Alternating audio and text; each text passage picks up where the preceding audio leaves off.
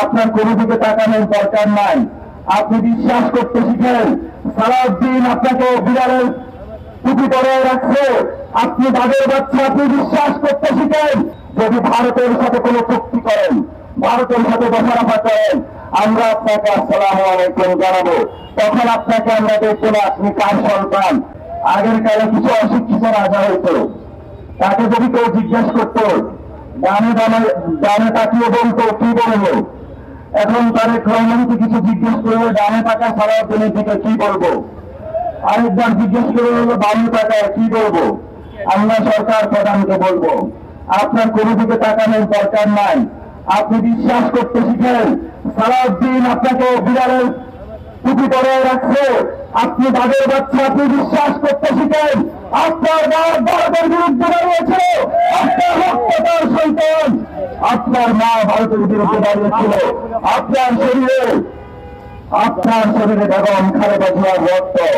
অনেকেও আপনাকে উল্টা পাল্টা কথা বলে ভারতের দিকে নিয়ে যাওয়ার চেষ্টা করা হচ্ছে।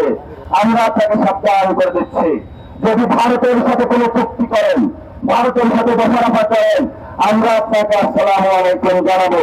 তখন আপনাকে আমরা দেখবো না আপনি কার সন্তান। সংসদে আমরা বলেছিলাম যে সীমান্ত হত্যা হয়। সীমান্ত হত্যাটা আপনারা জানেন যে ভারত এশিয়া বাংলাদেশের কৃষক যারা কাজ করে তাদেরকে গুলি করে চলে যায়। আমরা বলেছি এটা করা যাবে না। আমরা পার্লামেন্টে বিল উত্থাপন করার জন্য নিয়ে গেছি, আমরা পার্লামেন্টে নোটিশ দিয়েছি। তারেক রহমান সরকার বলে এটা নিয়ে কথা বলা যাবে না, কারণ তারেক রহমান সরকার ইলেকশনের আগে আওয়ামী লীগের বুঝি পাগলার মতন অনেক মুজিব প্রেমিক বদমাইশকে নিরাপত্তা দিয়েছে, যাদের কারণে আজকে আমাদের উপরে তারা অস্ত্র তাক করার সাহস পেয়েছে। আমরা তারেক রহমানকে বলবো, হুঁশিয়ার হয়ে যান, সাবধান হয়ে যান, সময় এখনো আছে।